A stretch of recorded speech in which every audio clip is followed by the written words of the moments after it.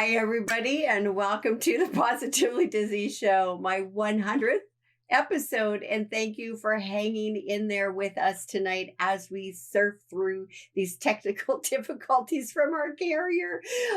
Anyways, still bear with me. I'm so sorry about all that, but thank you again for joining me. And I wanted to also give a special thank you to my family who supports me in everything that I do. My husband is my biggest fan. My son, Christoph, who does the art and the ads for me, and my tech guy extraordinary, Tristan, who I'm sure is sweating some bullets, which is no fault of his own. And again, I just wanted to reiterate that this will be up on its full recorded version. And we're going to get Bob on the line in a moment. And please stay with us after we finish talking to Bob, because I will be giving the results of the giveaways. And I'm so excited about that.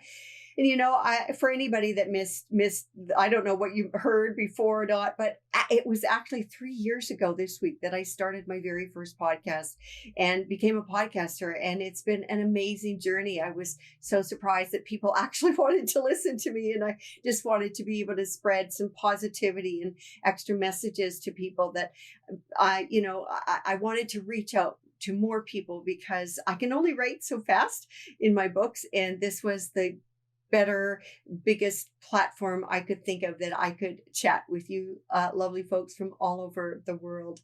So without further ado, you guys, because I know you've been patient with me, we're going to get Bob on the line. And I'm so excited to talk to this absolutely wonderful human that I've been very grateful to meet.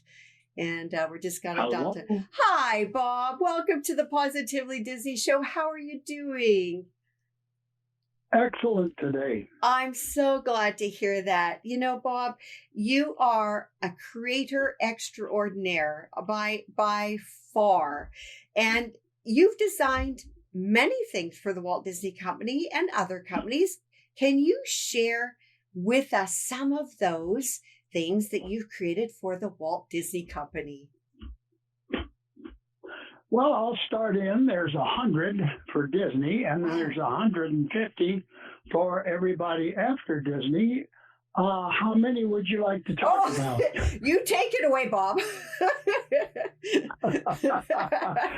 Well, the easiest is the first one, which started designing in 1954, the year before Disneyland opened, was a body for the little Autopia car for the Autopia ride.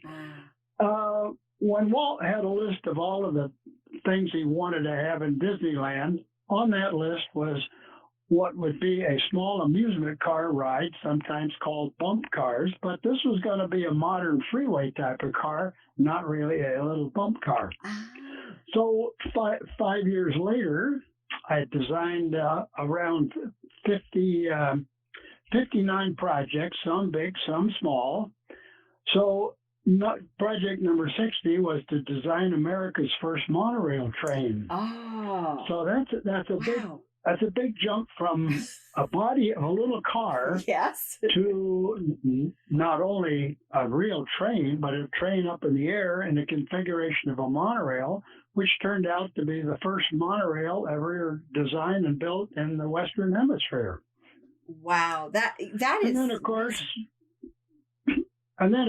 it went onward through more and more projects. The submarine ride, the motorboat cruise, the Matterhorn track, on to, Abraham Lincoln for the New York World's Fair, monorails for Walt Disney World, quite a number of interesting projects in the group of 100.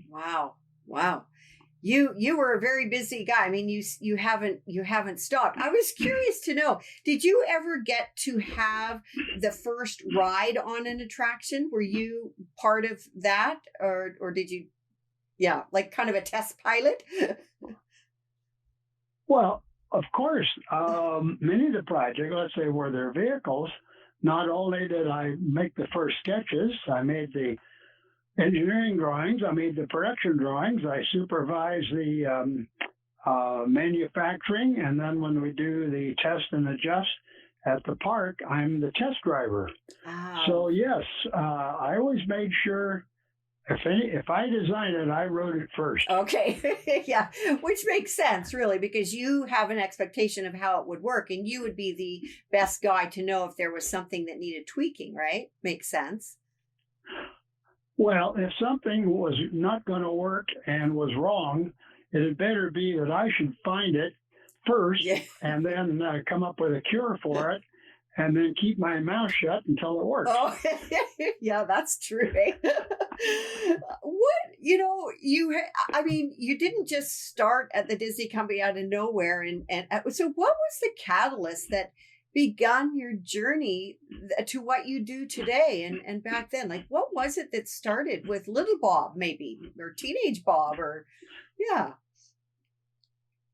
Oh, yes. I think probably around the age of maybe 2 or 3, I was very aware of, the surroundings. And on the ground, there was automobiles, and in the air was airplanes. And those two objects, they intrigued me from an extremely early age. And by the time I'm 5 years old, I want to draw pictures of them. I want to play around with little toys that were cars and airplanes. And then, of course, that led to, why don't I make a picture of an airplane that doesn't exist or a car that doesn't exist? In other words, I could, with a crayon and paper, I could make my own. Other kids today just play with it, but I always saw things as, say, why don't I make one different, or why don't I make one better? And of course, that's exactly what I did when everybody asked me to design something. And still today, I'm on a CAD system called SolidWorks, and I'm designing stuff that has never been done before. So it's been literally no change from age 2 to age 88. For crying out loud. That's really interesting that you saw an opportunity to create something that wasn't even there, but you were given the ideas from what you saw around you. That's very interesting, because you're right. Most kids would not think of that. Yes, that was the fascination of sure, things exist. We can see them and use them, but why not make things or create things that might be more interesting or even better? Mm-hmm. That to me was, wow, I'd love to do any of that. Yeah, for sure, because you're an inventor. I mean, that is really cool, actually, to invent something and then actually have it turn out so that it works.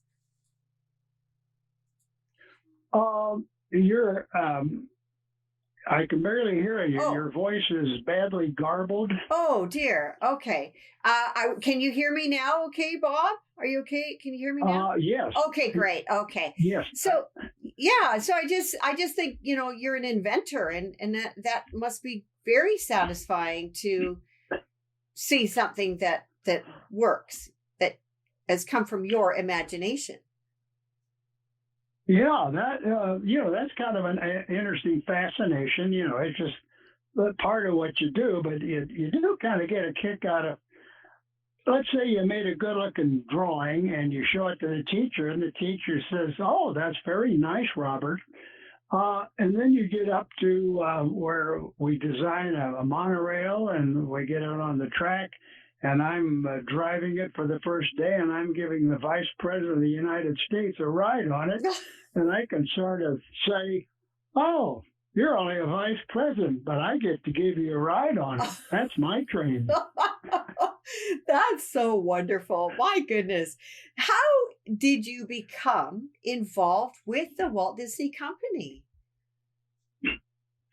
Well, I received a phone call telling me to go out to the Disney studio in about 20 minutes and meet a Mr. Irvine, who was waiting at the gate when I arrived. That was in early October of 1954, and walked me into an office and said, "We're building an amusement park," then went out and showed me this chassis of this little car and said, "We need a body." And I could immediately see that, oh, I can do that. And it was just a very quick thing with only a 20-minute warning to go out to the Disney studio.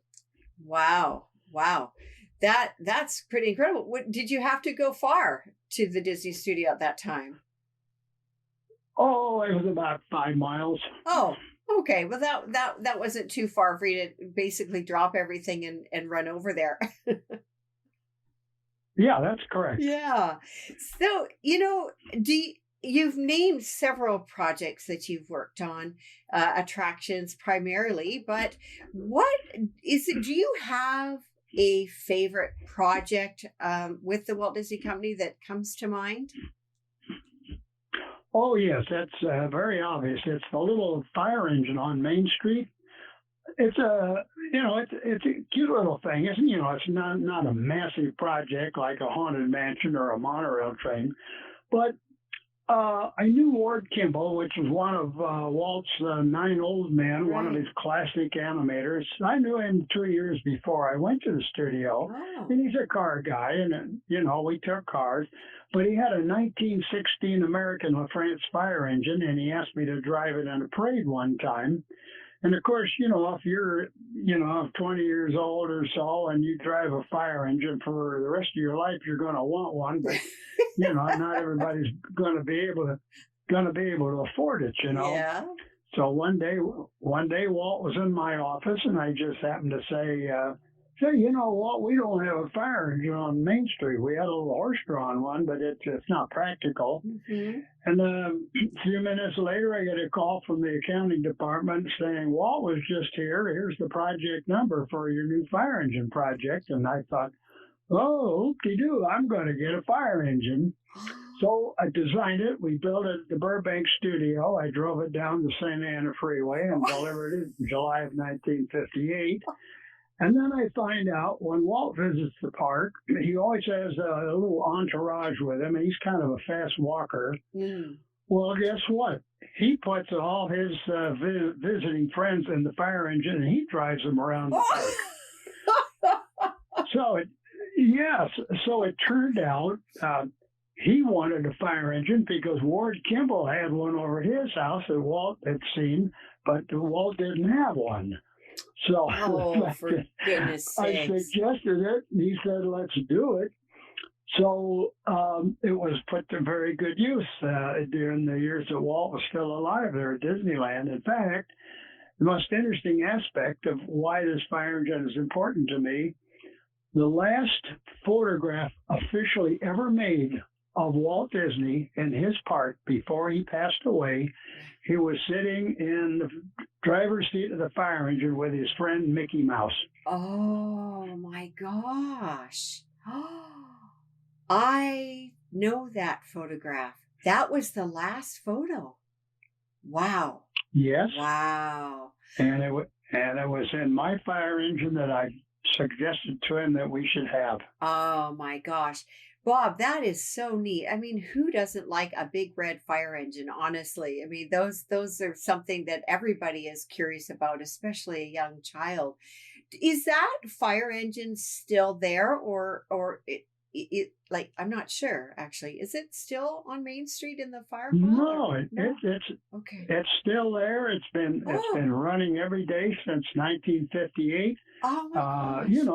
They maintain it, and it gets painted maybe every 15 years. It gets it brass polished every morning. It's a very simple mechanical car. It runs extremely well, and that one of the main drivers has been driving it for 42 years because he likes it. Oh my gosh. So I'm curious to know, have you driven in it recently or somewhat recently, last 10 years maybe? Yes, we had. Okay. In fact, I believe it was, I think we did it. I think that last summer they asked me to come down real early before the park opened, and all 23 drivers that are assigned on to the Main Street vehicles, they all wanted to throw a birthday party for their fire engine. So we had a wonderful time on Main Street with nobody there, and we had all the drivers lined up, and we had Mickey Mouse come out, and the Disneyland photographers took the official portraits of of the fire engine on its birthday with all the drivers around it, and I'm sitting in the seat with Mickey Mouse. Oh my gosh, Bob, that is pretty amazing. What, I keep thinking back to the young Bob who would create these things. And then as you got older and you created even bigger things, I mean, did you ever imagine that you would be in your fire engine, not only going down Santa Ana Freeway, going to Disneyland, but actually there with Mickey Mouse? Could you ever imagine that?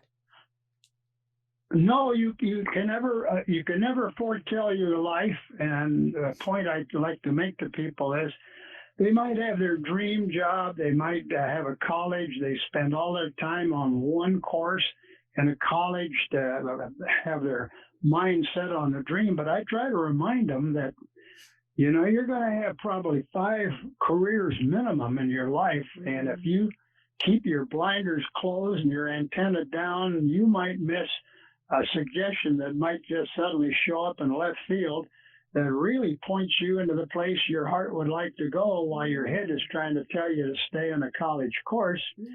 I'm a typical example of that, where if it sounded interesting, I jumped on it.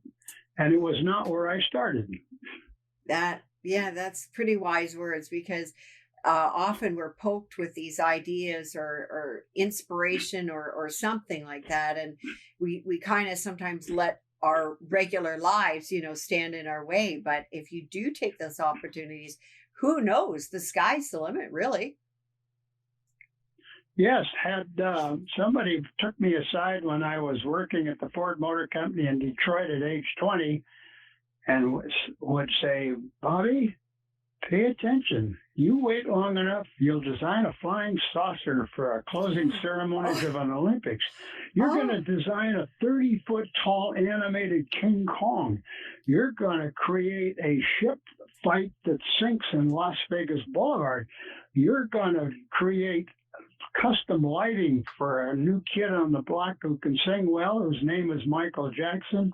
On and on and on. I would say, you are crazy. I'm going to stay drawing cars. And I would have stuck in Detroit and became a gray-haired old man and died early right after retirement. Oh, my gosh. The fact that I was ready to tackle anything that sounded interesting, and everything that I do today is still it's interesting. That's why I'm doing it. I love that. That just gave me chills, to think that just the way you jump at these opportunities. And you have won some awards, actually. How many awards have you won? And is there one in particular that kind of stands out to you?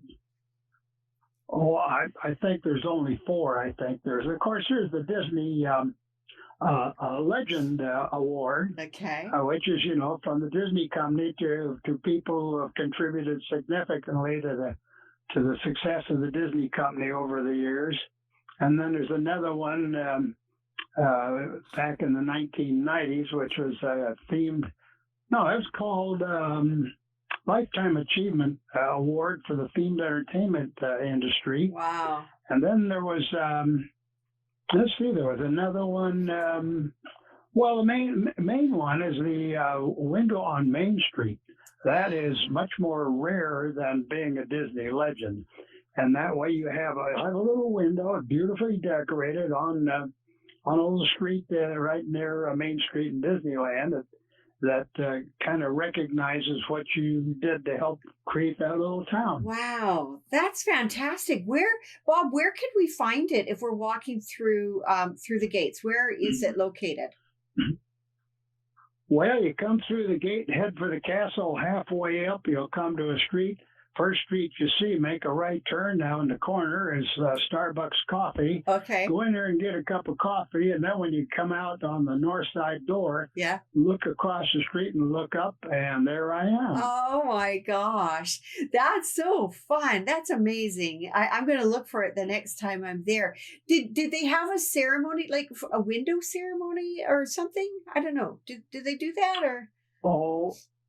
That is the most important premier VIP thing that can happen to any creative person for the Disney company.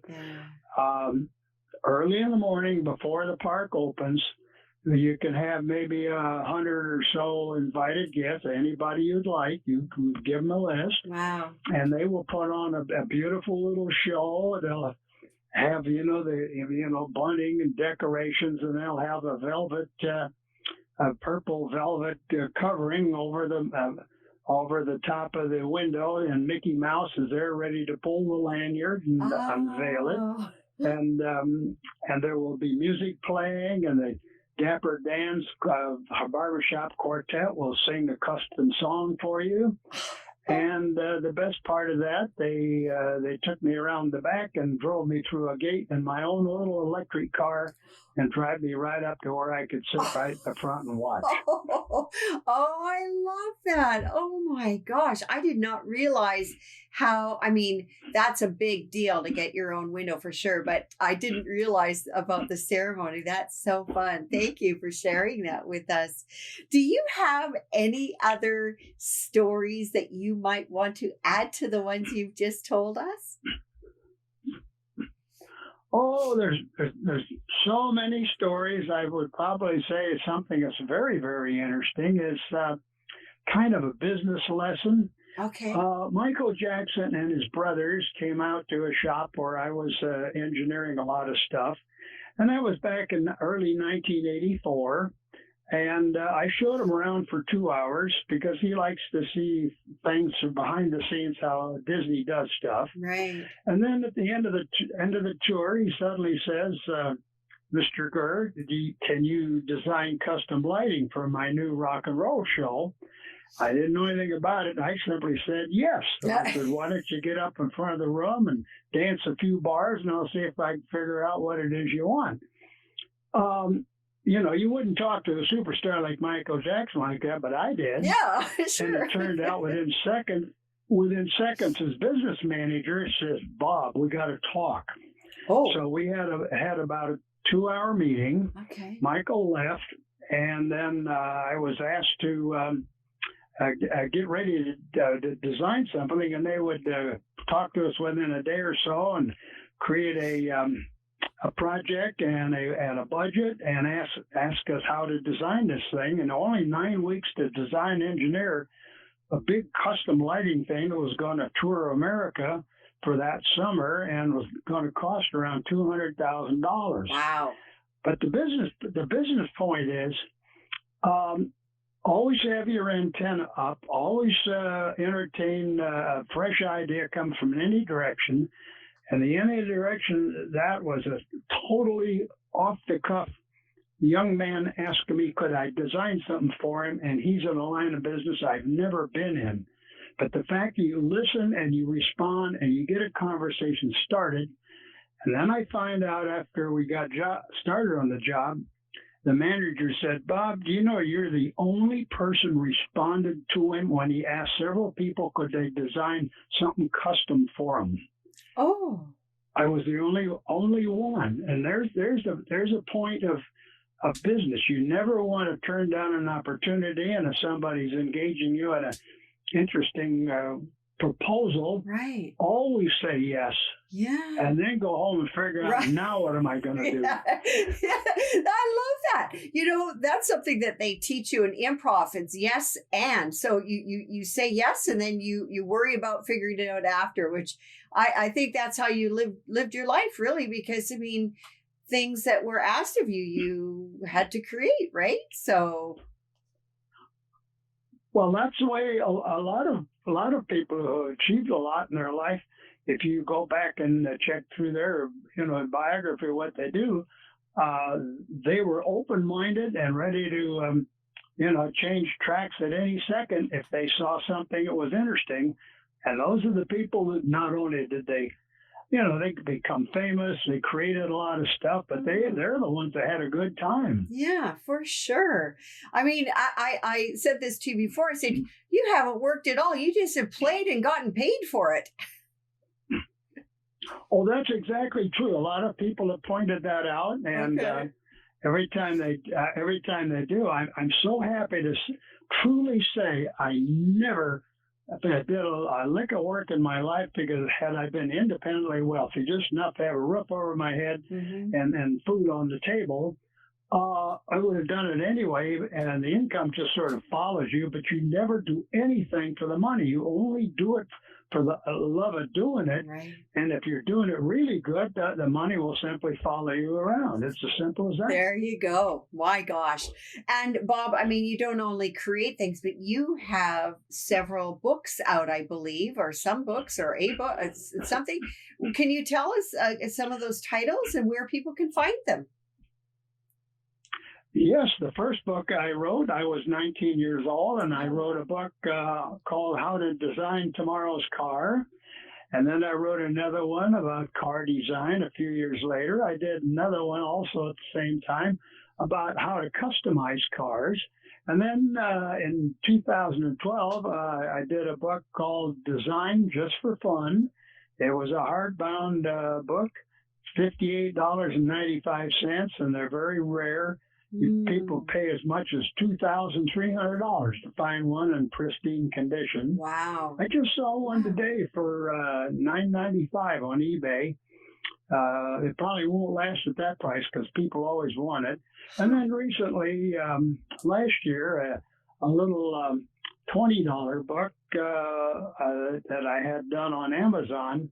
So that way the price doesn't ever have to go up. And anybody can afford it any time. You can just get it on Amazon. Oh, okay. That's awesome to know. Because I think, you sent me those the car designs and that I thought were absolutely phenomenal. I mean, that was an artist. You're an artist. Not only are you an inventor of amazing things, but you are truly an artist, because what you had sent me was just beautiful. It was just very beautiful, actually.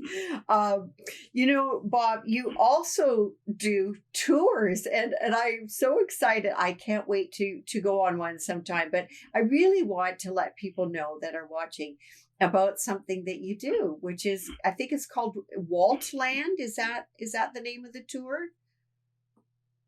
Yes, I've been doing that for 4 years. A lot of people have an interest in Disney in general. They have a specific interest in, say, Disneyland, and then they have a really specific interest in Walt Disney and his family life. Yeah. And I grew up in the same part of town here that Walt and his family grew up. And so I put on a 5-hour tour with about 48 people in a great big beautiful bus. And we drive and look at these locations. We get out and walk, and then I tell stories in front of each one of these locations.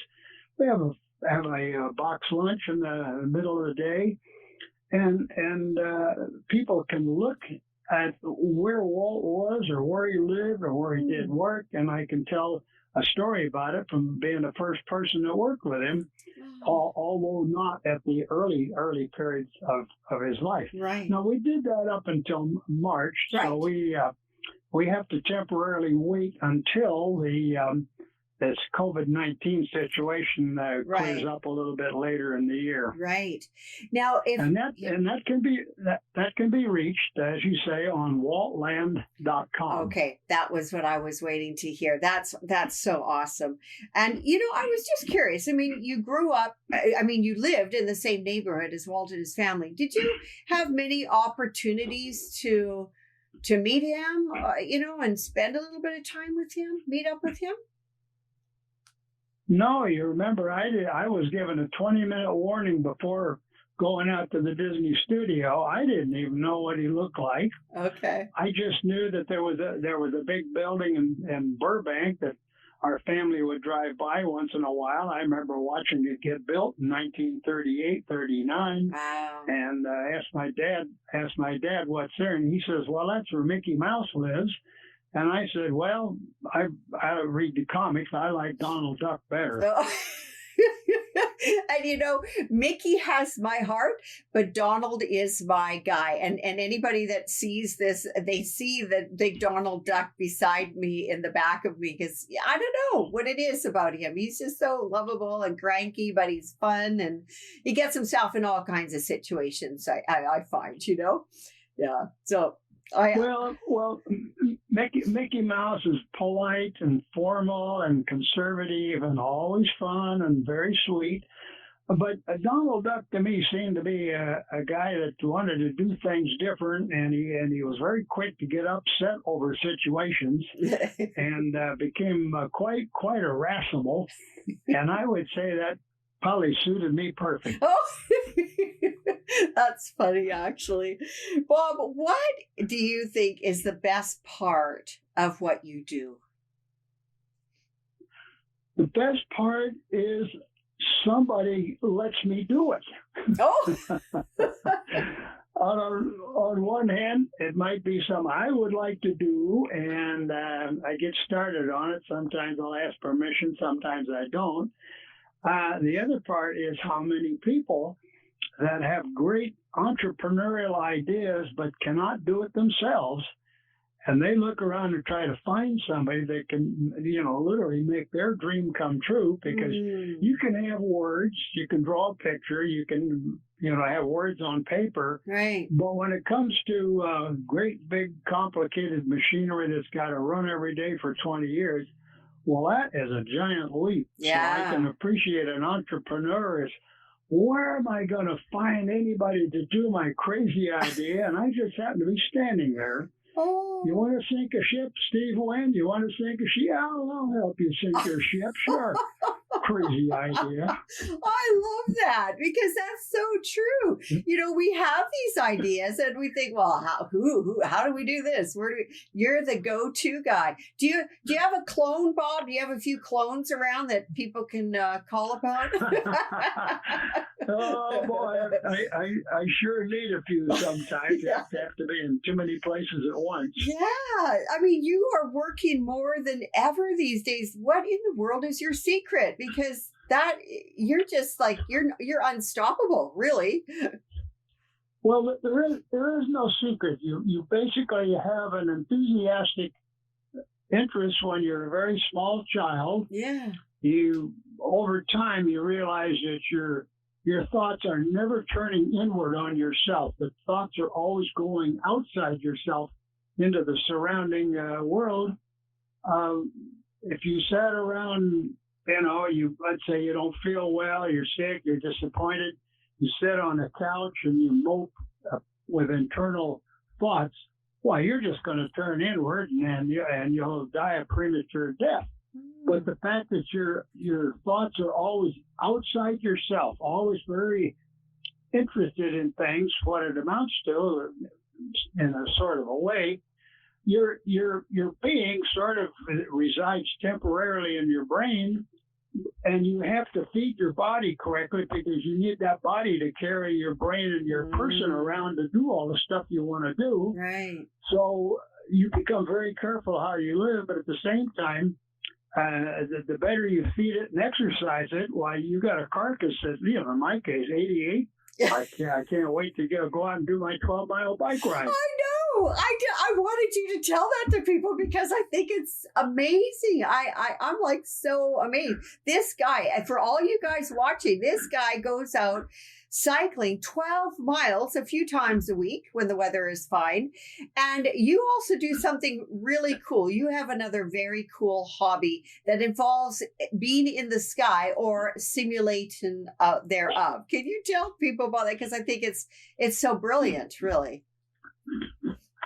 Oh, yes. When I was about 8 years old, I saw at an air show a glider in the sky making aerobatic maneuvers, and I was so entranced that as I grew up in the 5th grade, 10th grade, I was building model airplanes all the time. And of course, when I first got a chance in my late 30s to join a glider club, I finally got a chance to become a glider pilot.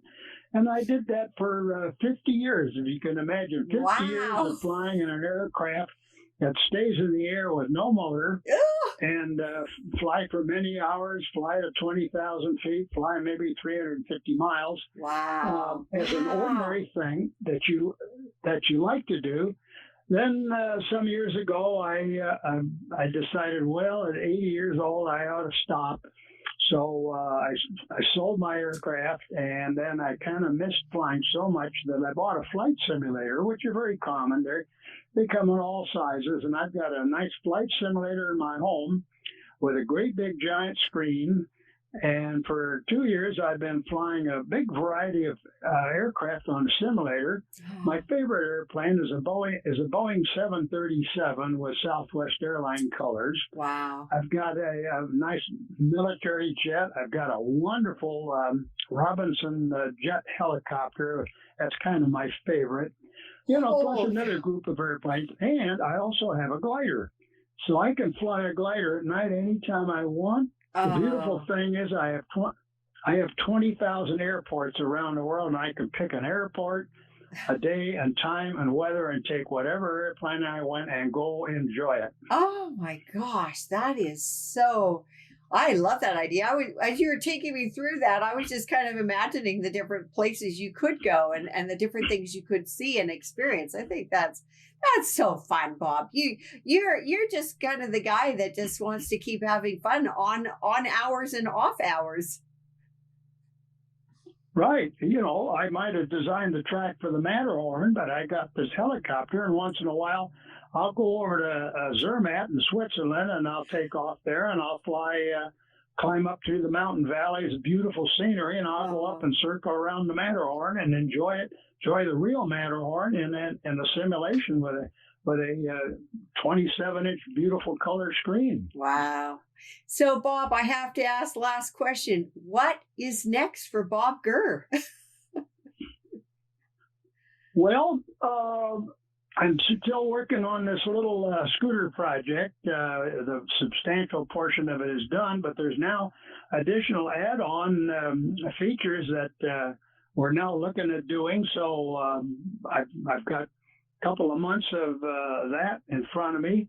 And after that, I have no idea what might show up. But one of the nice things about being flexible and design, don't bother to figure out what you're going to do next, because all of a sudden somebody comes along with an idea right out of left field and says, "Say, Bob, do you have time to do?" And then they'll ask me if I could do it. Ah, there you go.